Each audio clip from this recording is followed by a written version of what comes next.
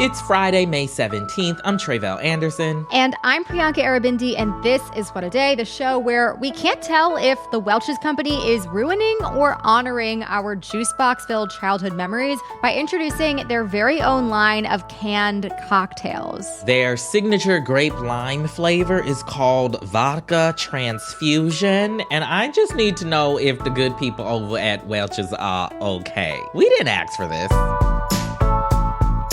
On today's show, President Biden invokes executive privilege to keep recordings of his classified documents deposition private. Plus, a judge in Indiana rules that tacos are, in fact, sandwiches. But first, it's been a big week for ballot access all across the country. On Wednesday, the Supreme Court reinstated, at least temporarily, a second majority black congressional district in Louisiana after roughly 2 years of legal challenges. It's not the final say on the Louisiana map, but at the very least, it means that the state cannot draw a different map before the presidential election. It's a win for Louisiana's black voters, especially in a year when ballot access and representation are huge issues ahead of what's expected to be a very, very close election, and not just at the top of the ticket for president. Control of the House and the Senate are also likely to come down to razor-thin margins. We know that local elections happen to be decided by small numbers as well, so really, really important. It's also the first presidential election since Republicans went all in on the big lie that Trump won the election and used it to pass a bunch of restrictive voting laws at the state level all across the country. Yeah, what I'm hearing is that this, at minimum, is good news for black voters in Louisiana. Yes. So I will take that as a win.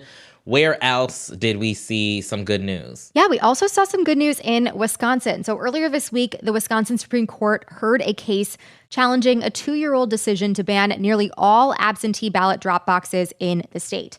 A more conservative version of the court mostly barred their use ahead of the midterm elections, but the court has a new liberal majority now, and those justices signaled that they will likely overturn that ban. That would mean that voters in Wisconsin could use drop boxes again in the 2024 election. I don't know about you, Tre'vell. I have voted by drop box before. I did it in 2020.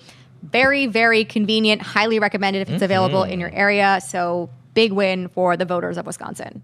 Absolutely. You don't have to worry about lines. You don't have to worry about talking to people. You just fill out your little ballot and drop it on in. Yep. Okay. Perfect. It's a cheat code. I love that.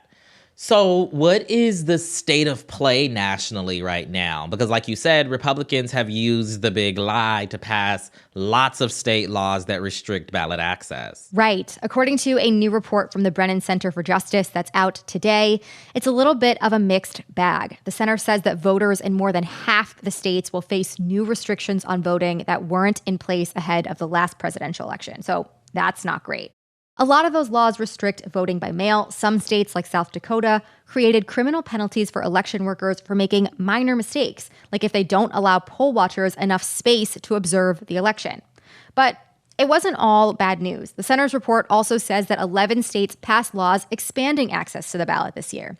Nearly 24 did so last year, and some states like Arizona, Idaho, and Tennessee did both. So they restricted access in some ways, but expanded it in other ways. We'll put a link to the Brennan Center's report in our show notes.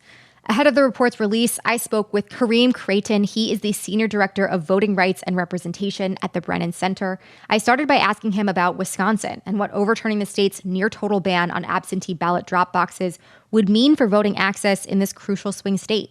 Well, what we know is that over the last few years, Wisconsin has been one of the states that has always been quite competitive politically, but also while traditionally it had a lot of access to really great ways of getting people engaged in voting, this latest turn has really cut back on the opportunities. And ultimately what that means with this turn, if the newly constituted Wisconsin Supreme Court overturns the ban, it really will make more opportunities available for more people to vote. So we think it would actually get things back to what traditionally Wisconsin has been known for, really being a sort of leader in free and fair elections. And Republicans have been fighting drop box access in dozens of states since 2020 when they became necessary during the pandemic. That is how I voted in 2020. Big fan of the drop box. Very easy.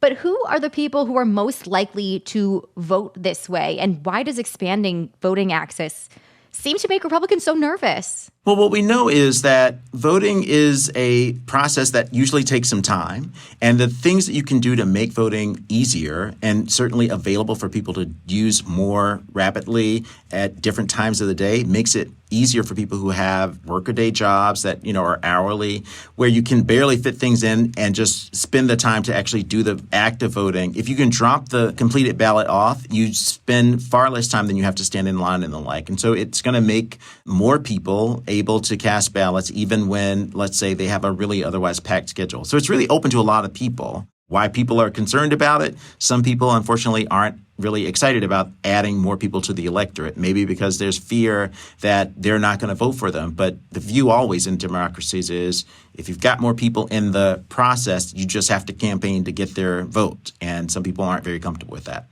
What fights are we seeing around access in other key swing states right now, like Arizona, Nevada, and Georgia, all places that we're watching really closely in the run-up to 2024 and November? There are, laws that are going into effect in a lot of places that make it more difficult to help people to cast ballots. There is currently litigation in places like Georgia that challenge third-party support efforts where you can't give a person water if they're in the polling place. But in my home state of Alabama, there's recently a passed law that limits what they would describe as vote harvesting, which is, in fact, for most places that do it, organizations that are really trying to assist people to get absentee ballots, even in the very limited circumstances in places like Alabama where it's available. So fights like these are happening around the country. They are both in legislatures before this stuff gets enacted, but in many places, organizations around the country, ours included, are working to make sure that when these laws are on the books and we think that they offend the Constitution, that we are suing and holding them accountable in federal court.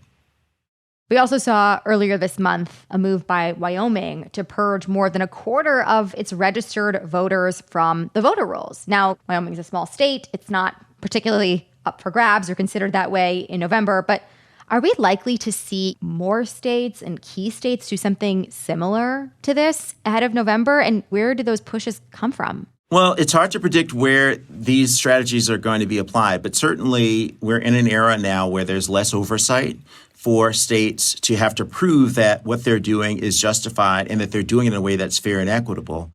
We will see this happen in even places where, as you say, on the national level, there may not be a great question as to who's going to win the presidential election. But remember, we have ballots that are going to go all the way down, and there are going to be candidacies where at the local level, this stuff matters. And so we should be on the lookout, as we are, not just for purges, because that definitely is going to be one strategy, but all of these efforts to go into court and to try to upend the ability of secretaries of state and local election officials to do their job, to hold a free and fair election. So a lot of it is unprecedented, but we have to be prepared, as we are at the Brennan Center, to confront it. Which other efforts to kind of restrict or even expand access are you paying attention to specifically at the moment? We're taking account of places where people are trying to show up in the court and offering, outlandish theories to try to rethink that. We're also, of course, confronting in different units questions about misinformation and disinformation, making sure that people are able to get the full and fair information about where to vote, how to vote, and obviously what the candidates' positions are on issues. That's important and a foundational element of what makes a democracy work. So all of that we're looking at, and of course, it comes around the country. We're certainly expecting to see some of that in competitive states, but we are prepared for it even in places where maybe people aren't looking right now. You published research earlier this year showing that the turnout gap between white and non-white voters had widened since the Supreme Court struck down a key provision of the Voting Rights Act back in 2013. Can you tell us a little bit more about that and what is contributing to the growing gap there? Well, we, as you said, worked on a study with over 1 billion data points to try to track nationwide what is happening with this pattern of voter turnout. And we know in political science, voter turnout is affected by a lot of different features: socioeconomics, education, where you live. And taking all of that into account, we were still finding that race accounts for a significant difference in the gap between voters. African Americans and non-white voters tend to trail white voters around the country. But what we found in this piece since 2013, as you point out, that was a really key point when the Supreme Court got rid of Section 5 of the Voting Rights Act as a practical matter.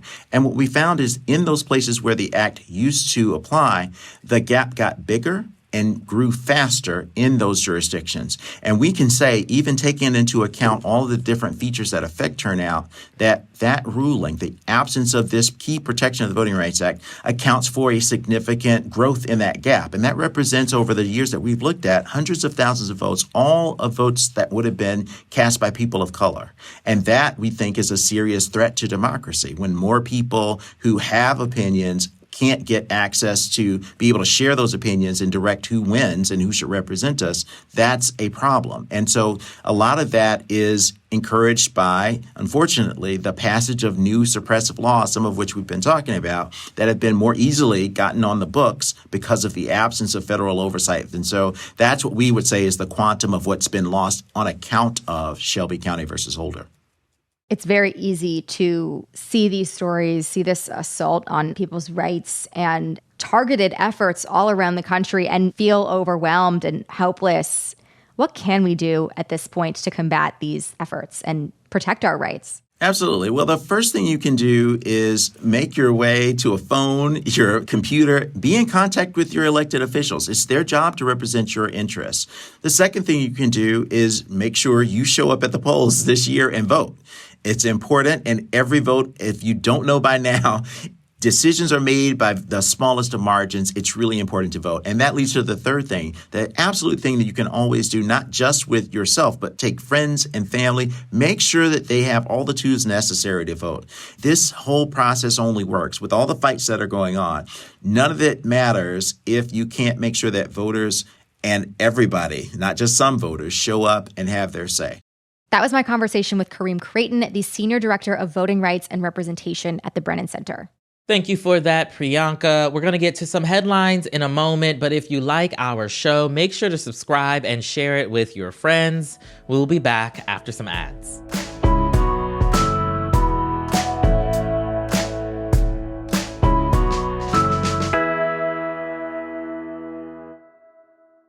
What It Is brought to you by ZBiotics. Let me tell you, if there's a surefire way to wake up feeling fresh after a night of drinking, it's with ZBiotics. ZBiotics pre-alcohol probiotic drink is the world's first genetically engineered probiotic invented by PhD scientists to tackle rough mornings after drinking.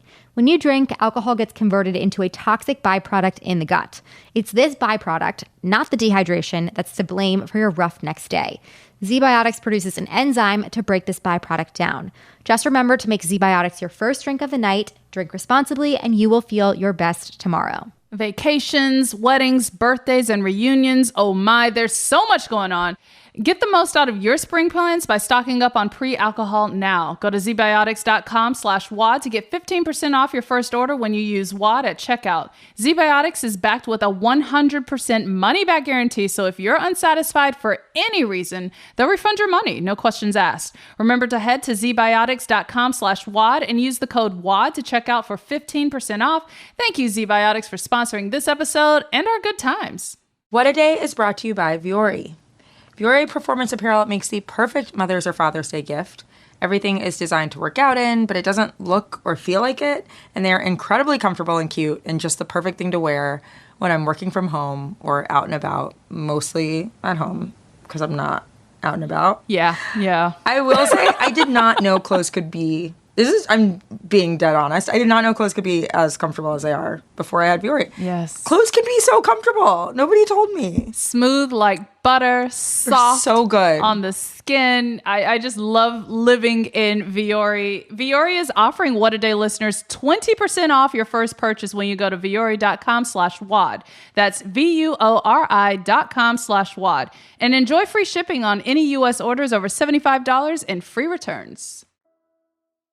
What a Day is brought to you by Lomi. Landfill space is filling up fast. 35 million tons of food waste go into landfills each year. But Lomi provides a solution to this climate catastrophe. Lomi transforms your home into a climate solution, lowering your carbon footprint and helping keep the planet a little greener and your home a little cleaner. Y'all know how much we love Lomi. Lomi is a staple in both of our households. And it's just wonderful to be able to have somewhere to put your food scraps, but also use them again. Like I use it in my garden. So it's pretty amazing. Totally. If you have a green thumb, if you cook a lot, even if you don't, if you're just eating takeout, this will just cut down on the amount of trash you have to take out and have a much better impact on the planet. So obviously the right choice. Don't miss out on your chance to get the best gift for yourself and Mother Earth. Order your Lomi today. Head to lomi.com/WAD and use the promo code WAD to get $50 off your Lomi. That is $50 off when you head to lomi.com/WAD and use the promo code WAD at checkout. Thank you, Lomi, for sponsoring this episode. Let's get to some headlines. Headlines. On Thursday, the White House blocked the release of President Biden's audio recordings with special counsel Robert Hur, who investigated the president for his handling of classified documents. The DOJ announced that Biden claimed executive privilege over those recordings, keeping them from being publicized. In response, the GOP-led House Judiciary Committee voted to hold Attorney General Merrick Garland in contempt of Congress.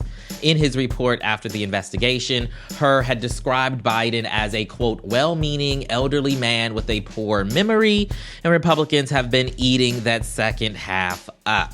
Keep in mind, Republicans do already have the transcripts of the Biden and Hur conversations from October 2023, but that hasn't stopped them from pushing for the recordings, which they claim would be more revealing of Biden's actual demeanor and cognitive stability. In some rare good news from the Supreme Court, justices rebuffed a conservative-backed effort to challenge the Consumer Financial Protection Bureau. The Bureau was created after the 2008 financial crisis in order to, as the name says, protect consumers. It regulates the prices of goods and services like credit cards, banking accounts, and loan services. A right-wing legal group filed a lawsuit claiming that the Bureau has too much power and that the Federal Reserve should stop funding it. The CFPB's funds from the Fed come from its profits, not an annual allotment by Congress, which was an attempt to separate the Bureau from political influence. The justices ruled 7-2 that the existing funding structure is constitutional and should remain. The Bureau issued a statement on Thursday saying, quote, the Supreme Court has rejected their radical theory that would have devastated the American financial markets. And over in North Carolina, the state's Senate voted this week to approve a bill that bans wearing face masks in public. And yes, that includes for health reasons. The bill, which is called Unmasking Mobs and Criminals, which... Okay. Excuse me. It's wild. So it passed 30-15 along party lines. It was a tense debate leading up to the vote, with mostly state Democrats arguing that this risks the health of immunocompromised folks. Face masks have actually been banned in North Carolina since 1953, in case you were wondering. Wow. But during the pandemic, lawmakers made an exception to that law. How kind of them to allow people to wear masks to protect themselves.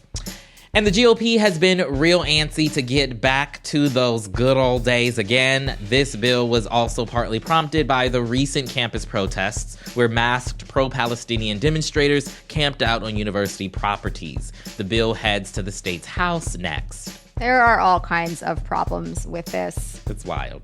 And now for another serious court decision. An Indiana judge ruled on Thursday that tacos and burritos are, quote, Mexican-style sandwiches. You are probably wondering, why are the courts having this food discourse? But it's actually a very interesting story. So this case centers around a strip mall in Fort Wayne, Indiana.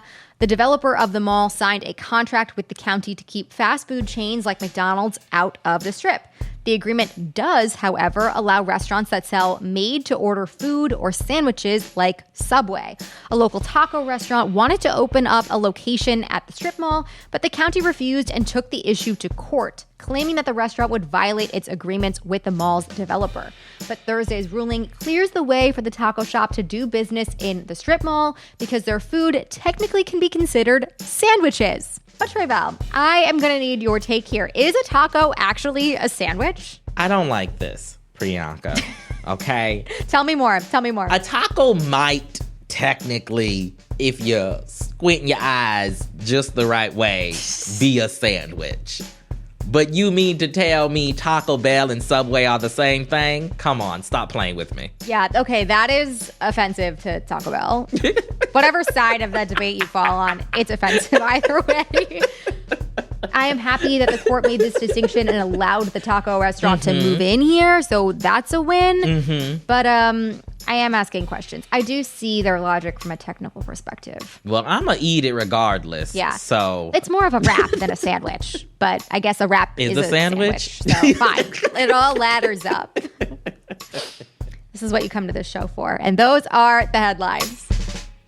One more thing before we go. More than 2,800 people have been arrested at college campuses across the U.S. during protests against the war in Gaza. How will this impact young voters? How will this affect the upcoming election? Peter Hamby joins Dan Pfeiffer in the latest episode of Polar Coaster to answer these questions. To listen in, subscribe to Friends of the Pod on Apple Podcasts or join the Friends of the Pod community at crooked.com/friends. that is all for today. If you like the show, make sure you subscribe, leave a review, enter the heated "is a taco a sandwich" debate, and tell your friends to listen. And if you are into reading and not just about conservative judicial efforts failing spectacularly like me, What Is is also a nightly newsletter. Check it out and subscribe at crooked.com/subscribe. I'm Priyanka Arabindi. I'm Tre'vell Anderson. And send us some samples, Welches. Just a little taste, okay? We got some ad slots on this show. We're open. Your people should talk to our people. I used to love a Mike's Hard Lemonade, so I Delicious. imagine this Black might cherry, be, best you know. I hate it about myself, but it is kind of good. I know, right? It is kind of good. What a Day is a production of Crooked Media. It's recorded and mixed by Bill Lance. Our associate producers are Raven Yamamoto and Natalie Bettendorf. We had production help today from Michelle Alloy, Greg Walters, and Julia Clare. Our showrunner is Erica Morrison, and our executive producer is Adrian Hill. Our theme music is by Colin Gilliard and Kashaka.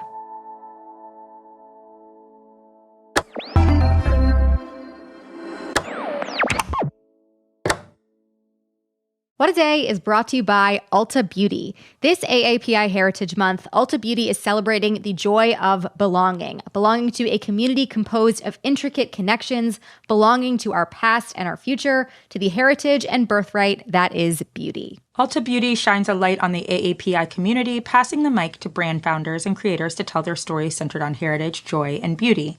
They carry AAPI-owned and founded brands like Live Tinted, Peach and Lily, Glamnetic, Tree Hut, and more. Shop AAPI-owned and founded brands at Ulta Beauty stores and Ulta.com. It's that time of the year. Your vacation is coming up. You can already hear the beach waves, feel the warm breeze, relax, and think about work. You really, really want it all to work out while you're away. Monday.com gives you and the team that peace of mind. When all work is on one platform and everyone's in sync, things just flow. Wherever you are, tap the banner to go to Monday.com.